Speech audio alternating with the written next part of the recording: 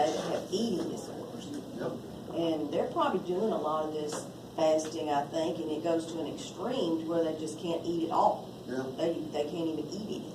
Yeah. I mean, I've heard of that happen, like anorexia. Oh, yeah. So, I mean, there'd be a fine line there, I think, if you're doing it for more than 1 or 2 days. Or how long do you do it?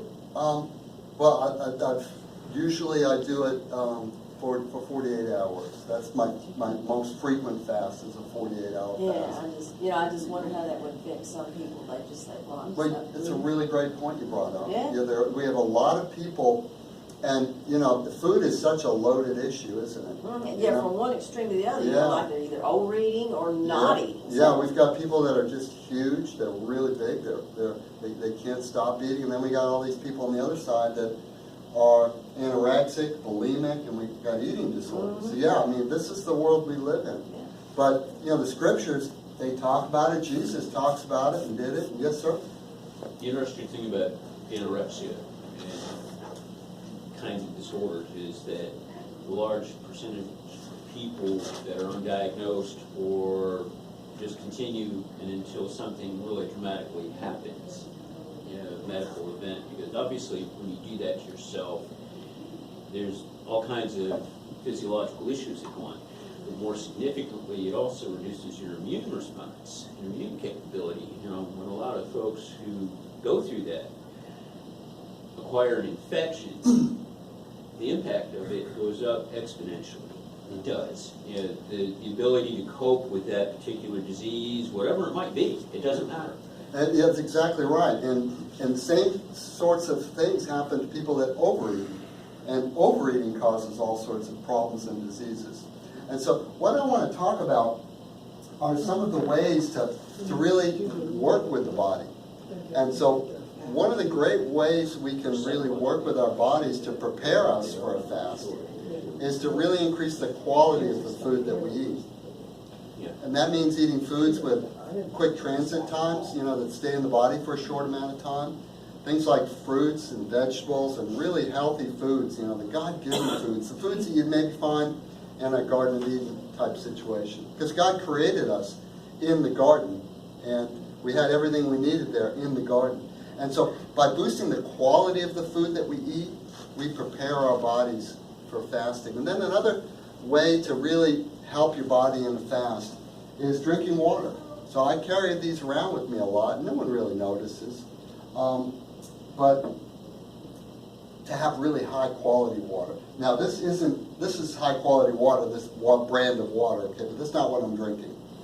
I have there's a machine on my kitchen counter called the distiller, and I got it on Amazon. It's a little bit bigger than a coffee maker, and it's a company called Mega Homes, and it will take a gallon of water and distill it in a couple hours, and that's more than I need for a day. And so I drink really high quality water.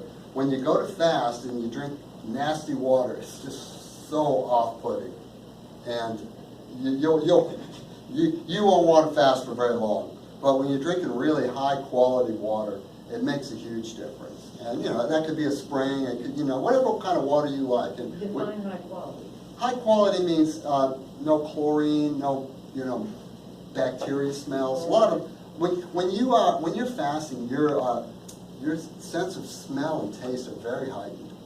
And I can drink something that usually would just taste like water to me, but when I'm fasting, it doesn't taste like water. It tastes like, I can taste the bacteria, the chlorine, I can taste all the stuff in it. So chlorine is a big put off for me when I'm fasting.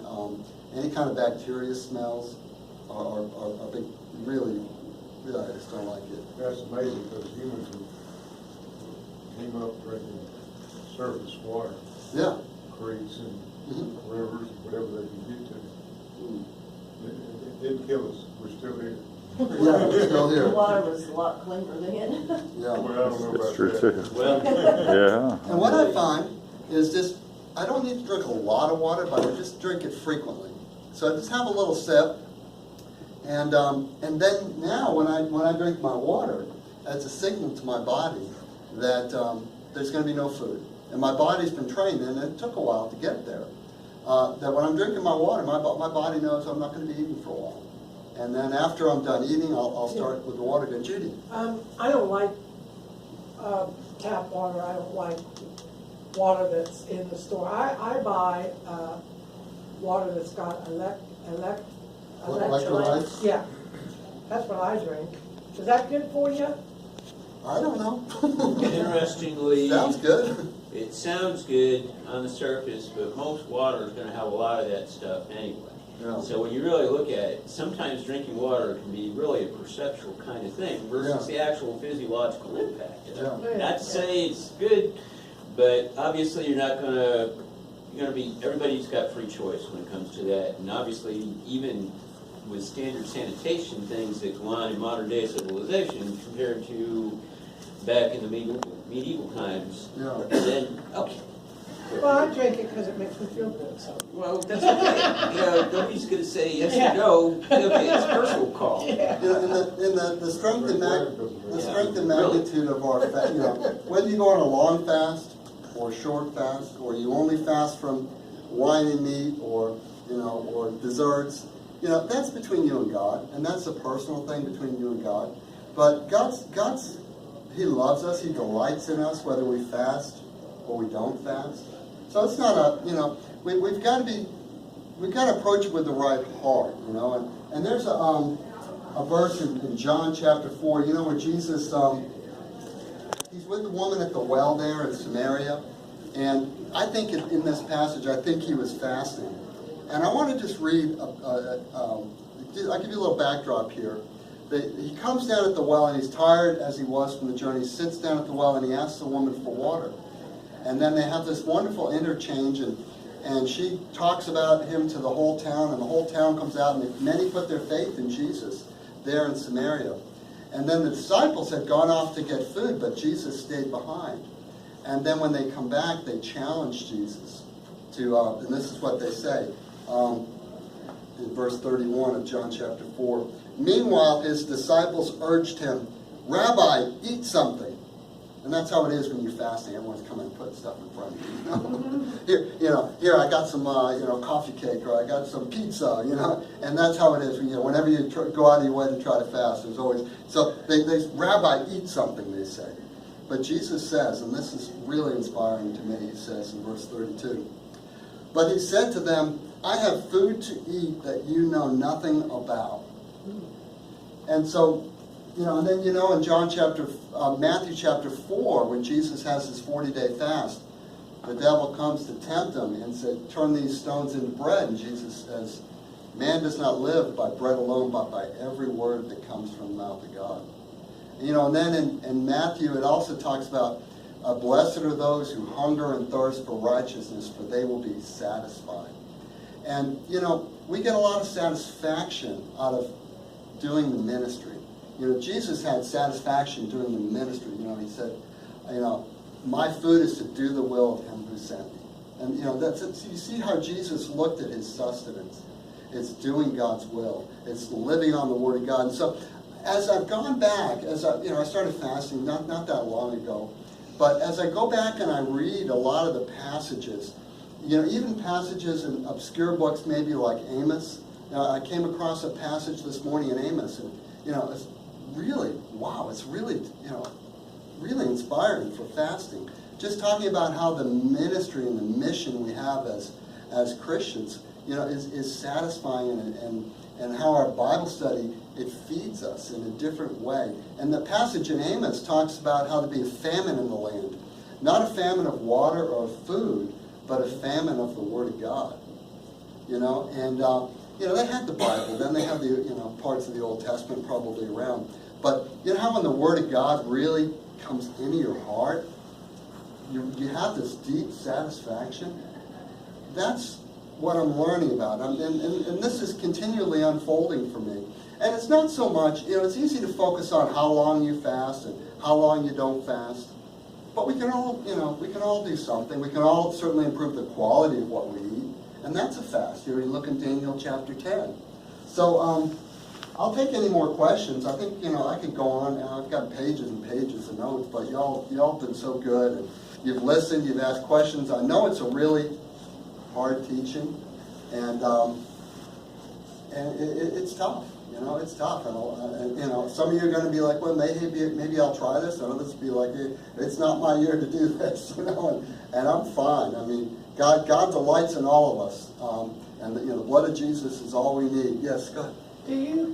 Do you fast at certain occasions like Easter, things like that? I mean, do you choose a day to fast? Yeah, what I like to do is pick a day where there aren't a lot of appointments, and there's not a lot coming at me. You know, when things come at you, we all have things that come at us. And if there's a space where there's a block of time where there's no appointments, I usually do a fast then. Oh. Yeah. So that, I always try to put it in the margins of my life. So how often do you do it? How often? I like to do it once a week, but I find that if I do a 48-hour fast once a week, I become very weak. Physiologically, I become quite weak, which is great for Bible study and prayer.